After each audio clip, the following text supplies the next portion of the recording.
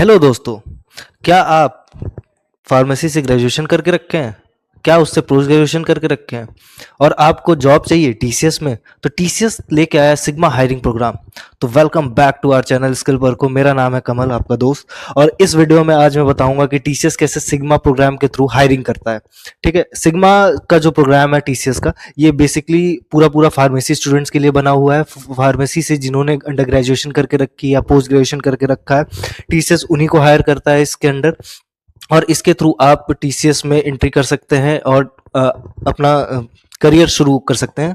ठीक है, तो इस वीडियो में मैं कवर अप करूंगा, ठीक है, कि ये जो सिग्मा हायरिंग प्रोग्राम है ये किस बारे में है, कैसे आप इस पे अप्लाई करोगे, क्या इसका प्रोसेस है पूरा, क्या क्या रिक्वायरमेंट है, क्या एलिजिबिलिटी होगा, क्या क्वालिफिकेशन होगा, सब कुछ इस वीडियो में हम डिटेल में बात करेंगे। तो आइए शुरू करते हैं। ओके, तो टीसीएस का ये जो सिग्मा हायरिंग प्रोग्राम है, ये एक स्पेशलाइज्ड प्रोग्राम है। ठीक है, किसके लिए है? Design to onboard fresh talent specifically targeting pharmacy graduate and post graduate from 2026 में। तो 2026 बैच के लिए स्पेसिफिकली नहीं है ये, बट ये वीडियो करेंटली जो बच्चे पास आउट हो रहे हैं इस क्या नाम 2026 बैच में या 2025 बैच में जस्ट पास आउट हुए, तो उनके लिए। बट ये जो पूरा ओवरऑल वीडियो रहेगा, ये पूरा ये टीसीएस सिग्मा कवर अप करेगा, क्योंकि इसमें जो प्रीवियस 2024 के जो बैचेस पास आउट हो उनके लिए भी ये इंपॉर्टेंट रहेगा। ठीक, तो आइए देखते हैं इसमें। तो ये जो प्रोग्राम है सिग्मा, ये टीसीएस ने स्पेसिफिकली बनाया है किसके लिए? To hire fresh talent targeting pharmacy graduates and post graduates. ठीक, और इसका जो बिजनेस है, मतलब ये जो टीसीएस आप कहाँ पे जॉब करेंगे, अगर आप मेरे से ये पूछते हो, तो टीसीएस का जो लाइफ साइंसेज है, वहाँ पे हेल्थ केयर बिजनेस यूनिट्स हैं, जितने भी हॉस्पिटल्स वगैरह हैं, क्लिनिक्स वगैरह हैं, वहाँ पे आप काम करोगे टीसीएस के अंडर में। ठीक है, और इसमें जो रोल्स ऑफर्ड होते हैं, वो रोल्स ऑफर्ड होंगे आपको फार्मा का को vigilance, clinical data management, clinical operations और रेगुलेटरी अफेयर्स। वन लाइन में मैं इसको समझाना चाहूंगा ये जो रोल्स हैं क्या काम करते हैं। तो फार्मा को विजिलेंस ये है कि जो मार्केट में मेडिसिन चल रही हैं, जो भी अवेलेबल मेडिसिन है, उनका क्या सक्सेस रेट है, क्या नेगेटिव है, क्या पॉजिटिव है, क्या उसके इफेक्ट्स है मार्केट में, ठीक, उससे रिलेटेड है।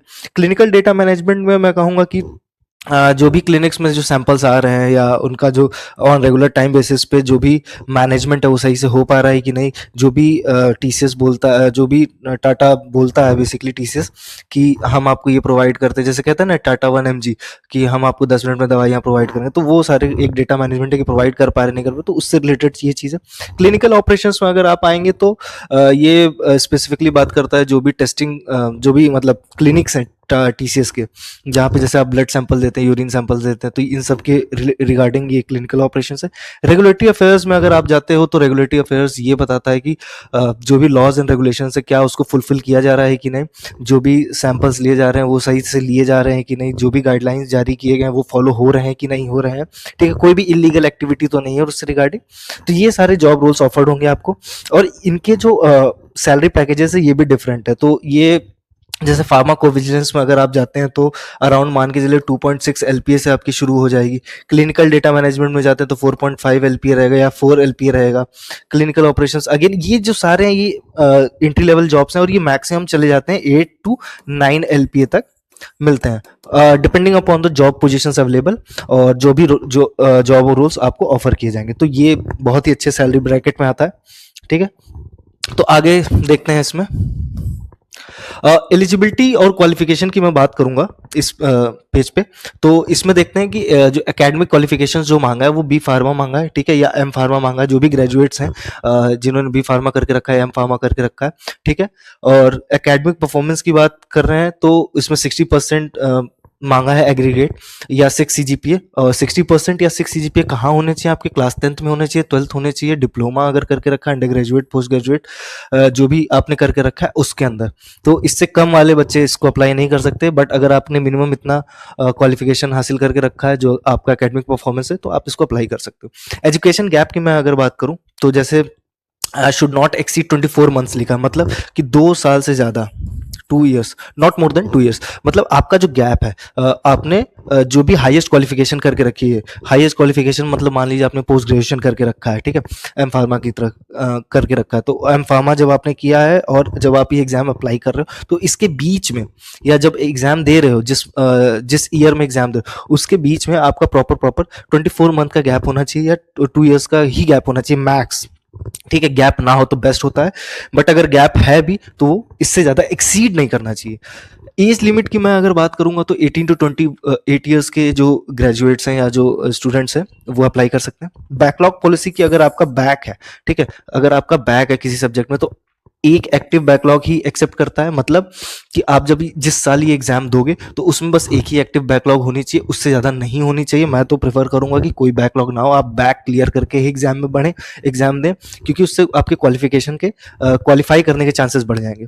वर्क एनवायरनमेंट की अगर मैं बात करूँ तो 24/7 रोटेशनल शिफ्ट्स रहती हैं, तो आपको मालूम है हॉस्पिटल में इमरजेंसी कभी भी पड़ सकती है, तो 24/7 आप रेडी रहें कि आपको ऐसी जॉब मिलेगी, आपको ऐसे ऑपरेशंस मिलेंगे पोजीशंस पे जो कि 24/7 रोटेशनल रहेगा, तो आप वो चीज़ भी एक्सेप्ट करने के लिए रहें। ठीक है, आगे देखते हैं। ओके, तो अप्लाई कैसे करेंगे, हाउ टू अप्लाई में अगर जाएंगे तो आप टीसीएस का नेक्स्ट स्टेप पोर्टल जो है वहां पे आप जाओगे। ठीक है, वहां पे अगर आपने ऑलरेडी आईडी बना के रखी है तो वहां लॉगिन करोगे और अप्लाई करोगे। अगर नहीं बना के रखी है तो आप रजिस्टर नाउ पे क्लिक करके अपने आप को बीपीएस कैटेगरी के अंदर सेलेक्ट करोगे। ठीक है, उसके बाद आप वहां पे सारे डॉक्यूमेंट्स अपने अपलोड करोगे, जो भी मार्कशीट है, 10th-12th की मार्कशीट वगैरह, photo, signature, graduation, PAN card, Aadhaar card, जो भी वहाँ पे रिक्वायर्ड रहेगा, जो भी मांगा जाएगा आप उसको अपलोड करोगे। ठीक है, उसके बाद आप सिलेक्ट करोगे अपना टेस्ट सेंटर, जो भी आपके नियर बाय जो टेस्ट सेंटर्स अवेलेबल रहते हैं, टीसीएस आयन कराता है, तो ये जो टेस्ट सेंटर अवेलेबल है आप उसको सेलेक्ट करोगे आपके नियर बाय में।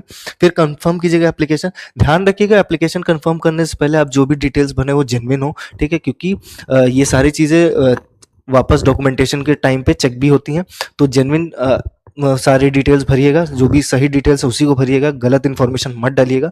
तो मोटा मोटा देखें तो ये 4 स्टेप में हो जाएगा, login, register, select centre, confirm. इसको मैं अभी आपको दिखाता हूँ कि वेबसाइट में ये चीज़ कैसे दिखेगी। ठीक है, तो देखिए, जैसे कि मैंने टीसीएस के नेक्स्ट पोर्टल पे मैंने यहाँ पे सर्च किया है टीसीएस नेक्स्ट स्टेप पोर्टल। ठीक है, और मैंने कुछ नहीं किया। गूगल पे आप सर्च करेंगे तो आपको टीसीएस बीपीएस हायरिंग दिख जाएगा 2026, यानी कि 2026 के लिए हायरिंग है, तो रजिस्ट्रेशन अभी से शुरू होगा। तो अब चूंकि ये विंटर साल में 2 बार होता है, तो एक तो समर टाइम पे होता है, एक विंटर, तो विंटर वाला अभी अभी जस्ट हो गया है। तो विंटर में आप देखेंगे कि यहाँ पे पहले से लिखा है कि रजिस्ट्रेशन क्लोज हो चुके हैं। रजिस्ट्रेशन की आखिरी डेट जो थी 19 अक्टूबर 2025 थी, और जो टेस्ट डेट था वो 6 नवंबर था। तो ये अभी विंटर का खत्म हुआ, अभी समर का आने वाला है। तो समर का आने वाला है, तो आपको ये भी जानना होगा कि समर का कब आएगा। तो ये जो सिनेरियो है, ये आप चैनल पे बने रहें, सब्सक्राइब करके रखें, बेल आइकन दबा के रखें, हम आपको बता देंगे, वरना आपको पेजेस पे जाके चेक करने पड़ेंगे। ठीक है, तो ये सारी चीज़ें इसी पेज पे आपका आगे एप्लीकेशन प्रोसेस होगा, नेक्स्ट स्टेप पूरा सब कुछ रजिस्ट्रेशन वगैरह यहीं पे आपको मिलेगा। ठीक है, सब कुछ कहीं और नहीं जाना है आपको, यहीं पे सारी चीज़ें हैं। यहाँ पे जैसे आपने बताया 10th-12th की मार्कशीट, ग्रेजुएशन मार्कशीट, ये सारी चीज़ ओरिजिनली आपको सबमिट करनी होगी, मतलब स्कैन करके होगा। इसमें आपको टेस्ट पैटर्न, एलिजिबिलिटी क्राइटेरिया वगैरह भी मिल जाएगा। तो ये रहा पूरा पूरा पेज, वेब पेज जो टीसीएस के नेक्स्ट पोर्टल का है, वहां पे आप ये चीज करेंगे। अब आइए, इसमें ये रहा आपका ये चीज। और सेम टाइम पे अगर कोई बच्चा है जो नॉन साइंस बैकग्राउंड से, ठीक है, नॉन साइंस बैकग्राउंड से, और उसको आईटी में अपना करियर शुरू करना है, या फिर कोई कैंडिडेट है जो अपना जॉब कर रहा है बट किसी दूसरे फील्ड में जॉब कर रहा है, उसे आईटी में स्विच करना है, तो उसके लिए हमने स्किल परखो के प्लेटफॉर्म पे आना है। आपको स्किल परखो को सर्च कीजिए गूगल पे, एक आइए इसके वेबसाइट पे खोलिए, उसको एक कॉल, एक मिस कॉल दीजिए, व्हाट्सएप मैसेज कीजिए जस्ट, और उसके बाद एक सिस्टम इंजीनियर, आईटी इंजीनियर का एक नॉमिनल फीस पे एक छोटा सा कोर्स कीजिए। 3 मंथ का कोर्स है बस, सिर्फ और सिर्फ 3 मंथ आप अपनी हार्डवर्क दीजिए, 3 मंथ हार्डवर्क दीजिए। उसके बाद प्लेसमेंट की गारंटी स्किल परखो लेता है, प्लेस कराएगा आपको बड़े बड़े एमएनसीज में। ठीक है, और अगर आपको देखना है कि ये सच में है कि नहीं, तो आप हमारे स्किल परखो के चैनल को सब्सक्राइब करके रखे हैं, नहीं किए तो करिए। यहाँ पे आइए, स्किल परखो के चैनल पे प्लेलिस्ट में जाइए, प्लेलिस्ट में आप देखेंगे कि यहाँ पे स्टूडेंट प्लेसमेंट टेस्टिमोनियल्स लगे हुए हैं। तो यहाँ पे आपको वो सारे स्टूडेंट्स मिल जाएंगे कि जिन्होंने, जो नॉन साइंस बैकग्राउंड से थे और कैसे उन्होंने आईटी में स्विच किया है अपना करियर। ठीक है, तो यहाँ पे उनके टेस्टिमोनियल्स को सुनिए। ठीक है, यहीं पे सेम आपको मेरे प्लेलिस्ट में मिल जाएगा, नए लेटेस्ट अपडेट्स मिल जाएंगे, एमएनसीज प्राइवेट कंपनी से रिलेटेड जो भी जॉब्स अवेलेबल हैं, उनके क्या प्रोसीजर है, कैसे आपको अप्लाई करना है, वो सारी चीज़ें मैं बताऊंगा। सेम टाइम पे एक बहुत इंपॉर्टेंट चीज़ ये है कि आपका इंटरव्यू जो होता है, interview, HR round, technical round, इन सब में कम्युनिकेशन बहुत इंपॉर्टेंट रोल प्ले करता है। तो कम्युनिकेशन के लिए हर्षित सर ने एक इंग्लिश की फ्री ऑफ कॉस्ट क्लासेस चला के रखी है कि क्या एक प्रोफेशनल वे होता है, एक कॉरपोरेट में जो भी वे ऑफ टॉकिंग होता है, किस तरीके की चीज़ें चाहिए होती हैं वहाँ पे, क्या एक एचआर ढूंढता है कि क्यों वो आपको हायर कर ले। तो कम्युनिकेशन जो स्किल है वो बहुत इंपॉर्टेंट है। अभी आपको मैं टीसीएस में भी बताऊंगा, तो इसमें आगे बताऊंगा कि एचआर्स क्या देखते हैं। तो कम्युनिकेशन बहुत इंपॉर्टेंट है, तो कम्युनिकेशन को स्ट्रॉन्ग कीजिए, हर्षित सर के साथ जुड़िए, चैनल के साथ बने रहिए, आपको स्टेप बाय स्टेप सारी गाइडेंस मिलेगी। अब ओके, तो ये सारा रजिस्ट्रेशन का प्रोसेस था जो मैं अभी आपको वेबसाइट पे ले जाके भी समझाया, ठीक। उसके बाद आगे आइए। तो जैसे इंपॉर्टेंट डेट्स की वगैरह मैंने बात की, तो अक्टूबर में शुरू होता है रजिस्ट्रेशन, नवंबर में टेस्ट डेट्स हो जाते हैं, दिसंबर में रिजल्ट आता है और जनवरी फरवरी में आप ज्वाइनिंग कर जाते हो। तो एक बहुत टाइमली ये एग्ज़ाम होता है, ठीक है। जो भी बच्चे जिनको लग रहा है कि हेक्टिक है, तो हेक्टिक नहीं है, सिर्फ 3 to 4 मंथ में आपका सिलेक्शन हो जाता है। इतना तो गवर्नमेंट भी इतनी तेज नहीं होती, गवर्नमेंट एग्जाम्स भी जितनी तेजी से टीसीएस अपना कंडक्ट कराता है। तो कोई चांस मिस मत कीजिए, ज्वाइन कीजिए हमेशा, ठीक है। और अगर आप टीसीएस के थ्रू नहीं कर पा रहे हैं तो आप स्किल परखों के थ्रू कीजिए, स्किल परखों पे आइए, स्किल परखों पे मेहनत कीजिए, 3 मंथ में आपको प्लेसमेंट मिल जाएगी, ठीक है। तो ये सारी चीजें हैं, ठीक है। तो अब जो समर का आने वाला, समर में रजिस्ट्रेशन आप मान के चलिए कि फैब मार्च में शुरू हो जाएगा, अप्रैल मई में एग्जाम्स होंगे और वही रिजल्ट आपको जून जुलाई में मिल जाएंगे और आपकी ज्वाइनिंग यही अगस्त सितंबर में हो जाएगी। तो 2 बार होता है, साल में 2 बार एग्जाम होता है ये, ठीक है। आइए आगे देखते हैं। उसके बाद मैं बात करूंगा एग्जाम पैटर्न और टेस्ट शेड्यूल। तो एग्जाम पैटर्न में आप देख सकते हैं कि ये जो एग्जाम है ये 140 मिनट का, यानी कि 2 hour 20 minutes, ठीक है, इतने का ये एग्जाम है। टोटल क्वेश्चंस जो पूछता है वो 80 क्वेश्चंस पूछेंगे। टेस्ट मोड का जो है ऑनलाइन एग्जाम है और टेस्ट प्रोवाइडर टीसीएस आईएन है। तो ये जो सारी चीजें हैं कि एग्जाम जो 80 क्वेश्चन है इसमें क्या पूछा जाएगा, इसको भी अभी जानते हैं, ठीक है। तो टीसीएस का ये जो सिग्मा का एग्जाम पैटर्न है, ये देखिएगा, वर्बल एबिलिटी पूछता है आपसे, न्यूमेरिकल एबिलिटी पूछता है, रीजनिंग एबिलिटी पूछता है, ठीक है। तो ये जो क्वेश्चन है कितने कितने क्वेश्चन है, तो 20 to 25 क्वेश्चन रहते हैं, ठीक है, शिफ्ट होता रहता है। किसी में कई बार 20 पूछता है, कई बार 25 पूछ सकता है, तो शिफ्ट होता है पैटर्न टू पैटर्न, ठीक है। आप ये पूछेंगे कि सिलेबस में क्या पूछा जाता है, तो वर्बल एबिलिटी में ये की टॉपिक्स हैं, इंग्लिश ग्रामर वोकैब और कॉम्प्रिहेंशन। न्यूमेरिकल में ये की टॉपिक्स है, mathematical aptitude, problem solving, data interpretation, quantitative. और रीजनिंग में ये है logical thinking, critical analysis, pattern recognition, analytical skills. तो ये की टॉपिक्स हैं। अगर आपको इसके भी सब की टॉपिक्स जानने हैं तो मैंने टीसीएस के प्रीवियस वीडियोज में कवर अप करके रखा है कि ये जो टॉपिक्स है वर्बल एबिलिटी, न्यूमेरिकल एबिलिटी और रीजनिंग एबिलिटी, इसके बारे में मैंने एकदम डिटेल में सब की टॉपिक्स के बारे में डिस्कस किया। आपको लिंक में मिल जाएगा, वीडियो नहीं मिलता है तो आप जाइए बस प्लेलिस्ट में चेक कर लीजिएगा, आपको वहाँ पे एकदम डिटेल सिलेबस मिल जाएगा। ये बेसिकली कुछ होता नहीं है, 10th क्लास का सिलेबस होता है मैथ्स का, ठीक है। तो बहुत टफ नहीं होता। और इसका जो पैटर्न रिकॉर्ड किया गया कि पेपर का जो क्या कैसा होता है, वो पेपर इजी होता है, मीडियम होता है, हार्ड होता है, तो ये इजी टू मॉडरेट में आता है बेसिकली। तो बहुत टफ नहीं रहता है, बहुत आसान है, ठीक है। आप अब आइए, तो ये आपके पूरा सिलेक्शन प्रोसेस की अगर मैं बात करूं तो सिलेक्शन प्रोसेस 3 तरीके से होता है। एक तो आपका ऑनलाइन टेस्ट होगा, ऑनलाइन टेस्ट में जो क्वालिफाई करेगा उसका टेक्निकल इंटरव्यू होता है, जो टेक्निकल इंटरव्यू क्वालिफाई करता है वो एचआर इंटरव्यू की तरफ बढ़ता है। तो टेक्निकल इंटरव्यू में आपको basically domain specific knowledge test किया जाता है कि जो आपने ग्रेजुएशन करके रखी है या पोस्ट ग्रेजुएशन करके रखी है तो उसके बारे में आपको डिटेल में नॉलेज है कि नहीं है, ठीक है। या कह लूंगा कि टेक्निकल स्किल्स आपके चेक किए जाएंगे, प्रॉब्लम सॉल्विंग एबिलिटीज चेक किए जाएंगे। सिर्फ क्वेश्चंस नहीं पूछे जाएंगे आपसे सब्जेक्ट रिलेटेड आपसे पूछा जाएगा, बट सिर्फ सब्जेक्ट रिलेटेड नहीं रहेगा, वहां पे क्वेश्चंस ऐसे भी रहेंगे जो प्रॉब्लम सॉल्विंग रहेगा और टेक्निकल स्किल से रिलेटेड क्वेश्चंस रहेगा, ठीक है। तो आपका एकेडमिक कॉन्सेप्ट मजबूत है कि नहीं, इसके ऊपर भी डिस्कशंस रहेंगे, ठीक। अगर आप ये क्वालिफाई करते हो तो फिर आपका एचआर इंटरव्यू होता है। एचआर इंटरव्यू आपका बेसिकली जनरल पर्सनालिटी चेक करता है, ठीक, आपकी कम्युनिकेशन स्किल्स चेक करता है, ठीक, आपका वर्क कल्चर चेक करेगा। वर्क कल्चर मतलब कि एथिकल और मोरल प्रिंसिपल्स है कि नहीं है आपके, ठीक, टीसीएस में काम करने लायक। सेम टाइम पे आपका कैरियर एस्पिरेशंस पूछेगा कि क्यों आप टीसीएस ज्वाइन करना चाहते हैं, आपको टीसीएस के थ्रू कैसे ग्रो करना चाहते हो, आप अपनी लाइफ के अपनी लाइफ के क्या गोल्स हैं, वो सारी चीजें। तो इसमें आप सबसे इंपॉर्टेंट रोल प्ले करेगा कम्युनिकेशन स्किल्स आपके एचआर इंटरव्यू में भी रोल प्ले करेगा, टेक्निकल इंटरव्यू में भी रोल प्ले करेगा। तो ये जो कम्युनिकेशन स्किल है ये आपकी बहुत अच्छी होनी चाहिए, बहुत अच्छी भी तो नहीं पर अच्छी होनी चाहिए, मतलब आप बोल पाए, चीजों को समझ पाए, ठीक है, सेम वे में। तो ये बहुत इंपॉर्टेंट है। इसके लिए आप चैनल पे हर्षित सर की क्लास जरूर कीजिएगा। हर्षित सर को बहुत बढ़िया एक्सपीरियंस है इस चीज का कि प्रोफेशनल वे में क्या है, तो वो सारी चीज आपको डिटेल में बताएंगे, ठीक है।